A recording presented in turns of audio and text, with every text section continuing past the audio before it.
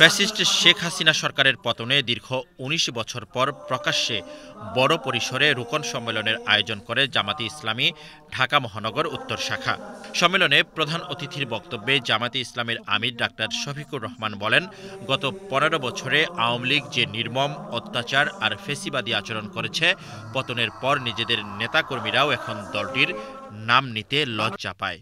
এই খুনিরা দেশবাসীকে খুনের রাজত্ব কায়েম করে দুঃশাসন উপহার দিয়েছিল। এরা বড় রাজা রানীর হালতে ছিল। এখন তাদের নাম কেউ সাহস করে নেয় না। তাদের জলধারা করে তারাও তাদের দলের নাম নিতে চায় না। আমরা মজলুম জনগণ তাদের নাম নিব কেন? অবশ্য হ্যাঁ, তাদেরকে তাদের নিষিদ্ধ করার ইতিহাস আছে। তারা যখন একদলীয় বাকশাল কায়েম করেন, তখন তারা তাদের দল সহ সকল দল নিষিদ্ধ করেছিলেন। আর এবার জনগণ তাদের দলকে নিষিদ্ধ করেছে আল্লাহ তাআলার সাহায্য নিয়ে।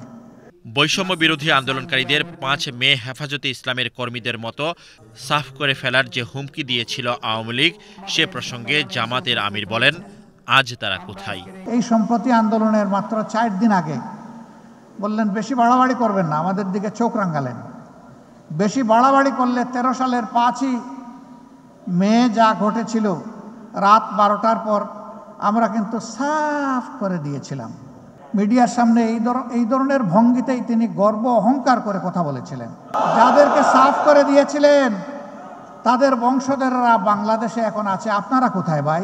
তারা বলতেন আইন সকলের জন্য সমান আর বিচার বিভাগ স্বাধীন।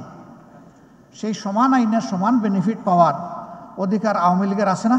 তারা দীর্ঘদিন যে সমস্ত কালা কানুন আইন তৈরি করেছিলেন তাই দিয়েই তাদের বিচার হোক। জামাতে ইসলামী ঢাকা মহানগর উত্তরের আমির মোহাম্মদ সেলিম উদ্দিনের সভাপতিত্বে সম্মেলনে দলটির কেন্দ্রীয় ও মহানগর নেতৃবৃন্দ বক্তব্য রাখেন। খালিদা হোসেন, বাংলাদেশ টেলিভিশন, ঢাকা।